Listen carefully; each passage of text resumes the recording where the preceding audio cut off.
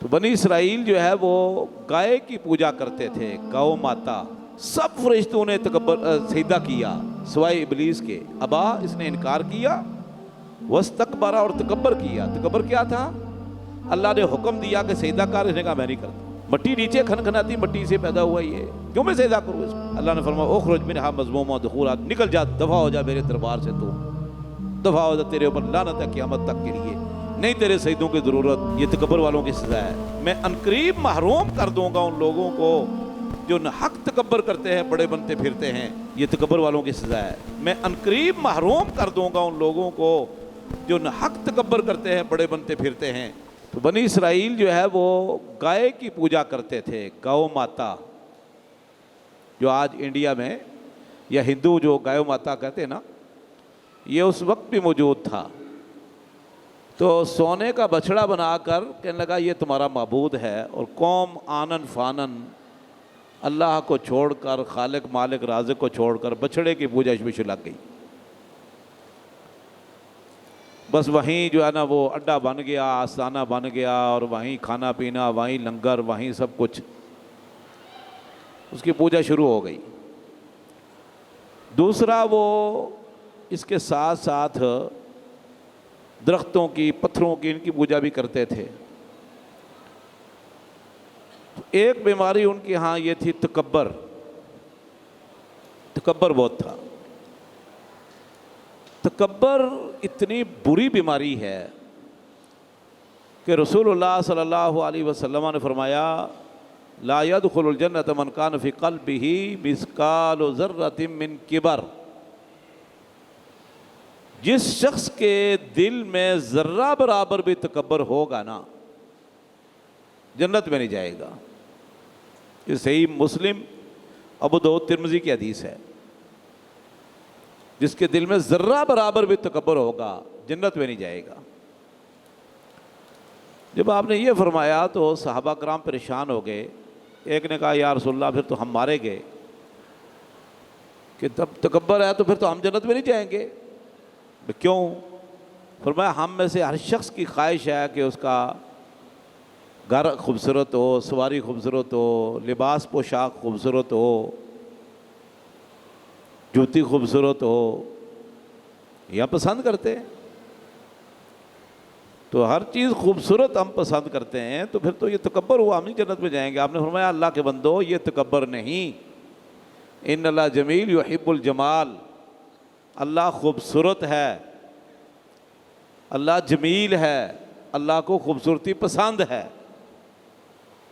اللہ کے نبی صلی اللہ علیہ وسلم خوبصورت لباس پہنتے تھے، سواری خوبصورت تھی، اور آپ خود بھی بہت خوبصورت تھے،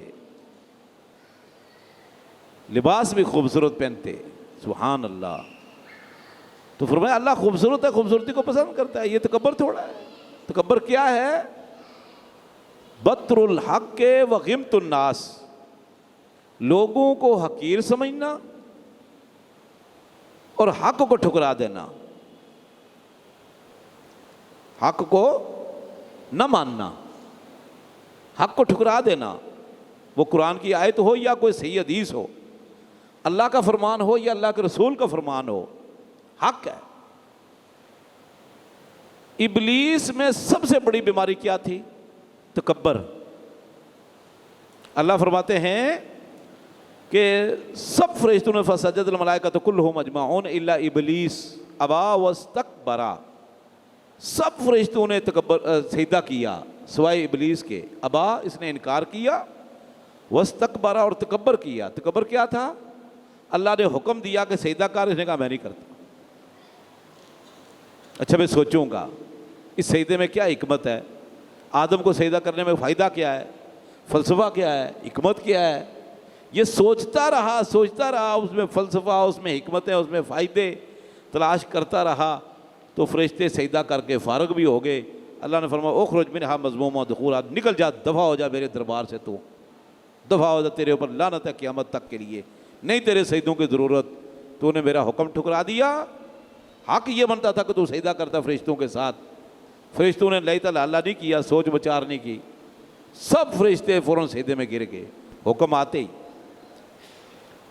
تو ایک تو اللہ کے حکم کو ٹھکرایا، ٹھیک ہے، حکم تھا سجدہ کر، سوچتا رہا، نہیں کیا سجدہ۔ دوسرا کیا تھا، اللہ نے پوچھا آدم کو سے ابلیس کو، ماں منع کا ان تسجد لما خلقت بیدی، میں نے اپنے ہاتھوں سے جس کو پیدا کیا تو نے کیوں نہیں سجدہ کیا، کیا رکاوٹ تھی؟ قال انا خیر منہ، میں آدم سے بہت بہتر ہوں، آدم سے افضل ہوں، میں آدم سے، میں اس سے خیر پر ہوں، بہتر ہوں، افضل ہوں۔ خلقتنی من نار و خلقتہ من طین، مجھے تو نے آگ سے پیدا کیا، اس کو مٹی سے پیدا کیا، میں آگ سے پیدا ہو کر مٹی والے کو سجدہ کروں؟ مٹی نیچے کھنکھناتی مٹی سے پیدا ہوا یہ، کیوں میں سجدہ کروں اس کو؟ یہ چیز اس کے ذہن میں آئی، یہ قیاس کرتا رہا، ظالم قیاس کرتا رہا، انا خیر منہ، لوگوں کو حقیر سمجھنا، اپنے سے علاوہ باقی سب کو حقیر سمجھنا، یہ دو بیماریاں، تکبر، حق کو ٹھکرا دیا، اور آدم علیہ السلام کو نعوذ باللہ حقیر سمجھا۔ اللہ نے فرمایا دفع ہو جا، نکل جا، یہ تکبر ہے۔ جتنے بھی انبیاء دنیا میں آئے، ابھی جو سورہ اعراف میں تفصیل سے مثالیں بیان ہوئی، انبیاء کے واقعات بیان ہوئے، اور انہی صورتوں میں ہی 3 جگہ پر تکبر کا ذکر ہے، 3 جگہ پر، کیونکہ قوم میں سب سے بڑا تکبر تھا۔ اللہ کے نبی صلی اللہ علیہ وسلم نے دعوت دی، موسیٰ علیہ السلام کا واقعہ گزرا، دعوت دی، کیوں نہیں مانا؟ مکہ کے لوگ کیا کہتے تھے کہ یار یہ اگر نبوت ملنی تھی تو یہ مکہ کے 2 عظیم بڑی ہستیوں پر نازل ہونی چاہیے تھی، ہے جی، وہ ابو جہل ہے، عتبہ ہے، شیبہ ہے، فلاں فلاں ہے، فلاں وڈیرا ہے، سردار ہے، نواب ہے، دولت مند ہے، دولت بیٹے اس کے دیکھو، یہ یتیم بچے کو ہی ملنی تھی۔ سبحان اللہ، حقیر سمجھا، نبی کریم صلی اللہ علیہ وسلم اور صحابہ کرام کو حقیر سمجھتے تھے۔ اور دوسرا ہے کہ حق کو ٹھکرا دیا۔ حق یہ تھا کہ نبی کی بات مانتے، پروف دے کر یقین لاتے۔ تو متکبر کی ایک دلیل یہ بہت بڑی نشانی ہوتی ہے کہ متکبر کسی بھی پروف کو نہیں مانتا۔ اب فرعون کو دیکھ لو، اس نے کہا ایک دلیل دکھا، موسیٰ نے 2 دلیل دکھائیں، چمکتا ہوا ہاتھ اور اسدہا، مانا نہیں مانا،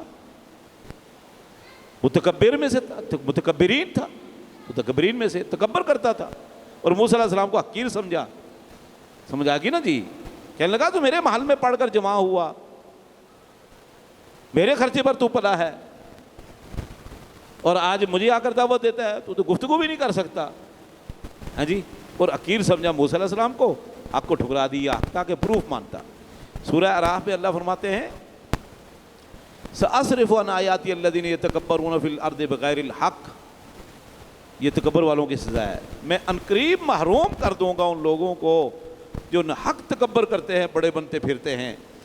وَإِن يَرَوْا كُلَّ آیَةٍ لَا يُؤْمِنُوا بِهَا، متکبر کی یہ سب سے بڑی نشانی ہوتی ہے کہ وَإِن يَرَوْا كُلَّ آیَةٍ لَا يُؤْمِنُوا بِهَا، ہر قسم کی دلیل، نشانی، پروف، حجت، برہان دیکھ لیں، وہ ایمان نہیں لاتے۔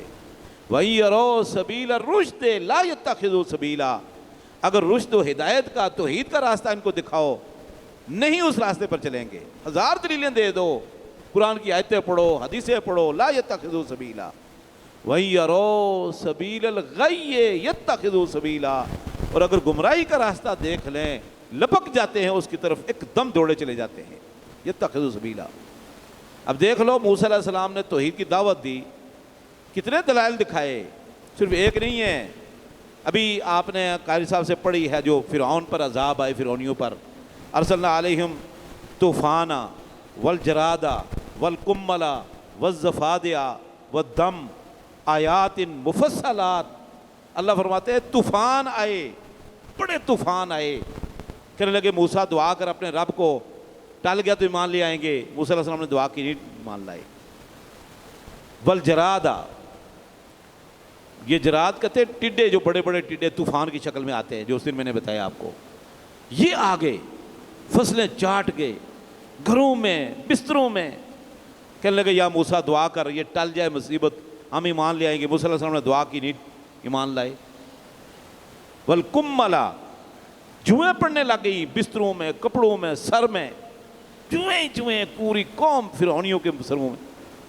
کہنے لگے یا موسیٰ ادع لنا ربک، ہیں جی اگر یہ مصیبت ٹل گئی تو ہم ایمان لے آئیں گے. موسیٰ علیہ السلام نے دعا کی، ان کی باتوں میں یقین کر لیا، نہیں ایمان لائے. والضفادع، مینڈک، مینڈک. اب مینڈک اتنے ہو گئے کہ ہر طرف مینڈک، بستروں میں، برتنوں میں، ہیں جی ہر طرف مینڈک ہی مینڈک پھدک رہے. والضفادع، والدم، خون. کھانا پکا کے لذیذ رکھتے، اس میں دیکھا خون آ گیا، خون ہی خون.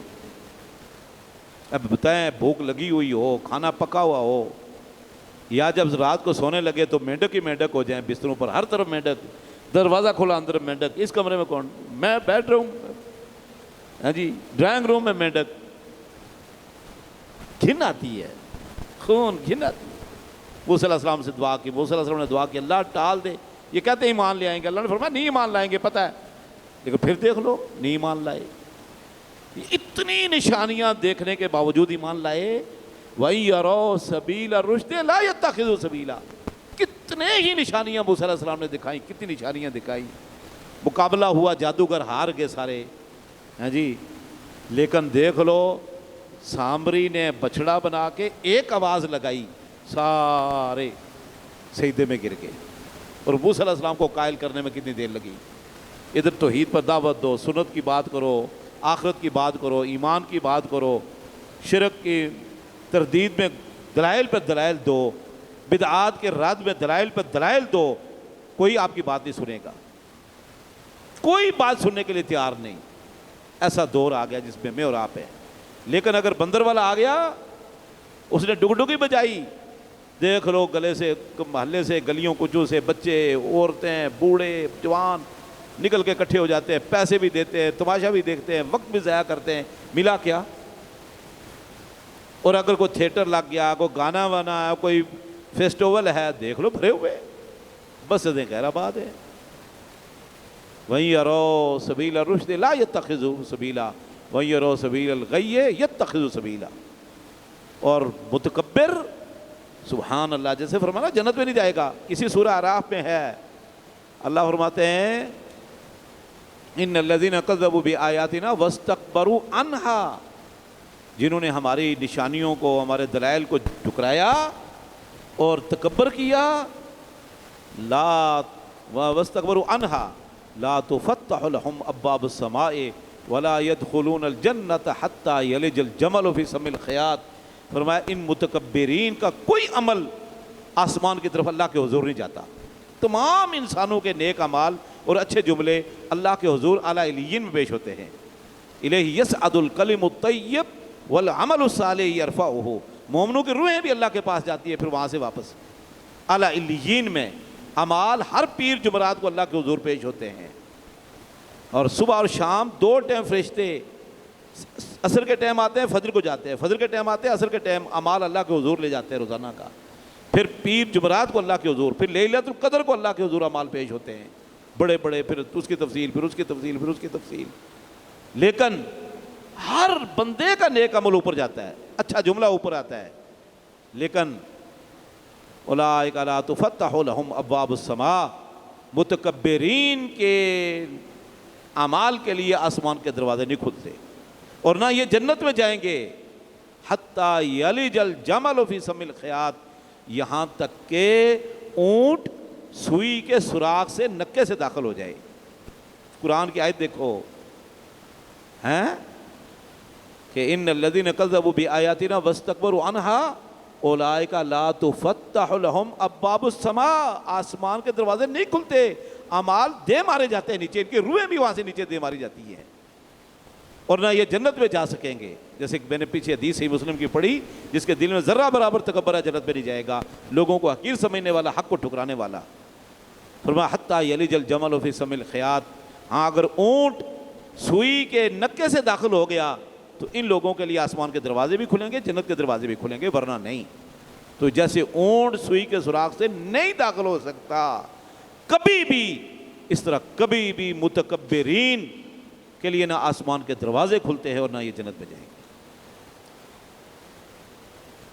بہرحال پھر اللہ رب العزت نے آخر میں اس سورہ اعراف کے اندر بہت ساری چیزیں احکام کی بیان کی ہیں، دنیا دار کی مثال بیان کی، فرمایا یہ بھی کہ جب تم قرآن پڑھنے لگتے ہو دین کا تو شیطان آ جاتا ہے، شیطان چوکے مارتا ہے، وسوسے کرتا ہے، دل میں ڈالتا ہے چھوڑ دے یہ نیکی کا کام، اور جب آپ قرآن پڑھنے لگو نیکی کرنے لگو فاستعذ باللہ من الشیطان الرجیم تو اعوذ باللہ من الشیطان الرجیم پڑھ لیا کرو۔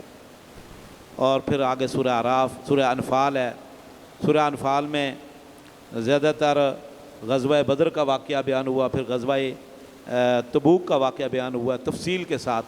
اللہ نے توفیق دی تو کل بیان کریں گے۔ جزاکم اللہ خیر، احسن جزا۔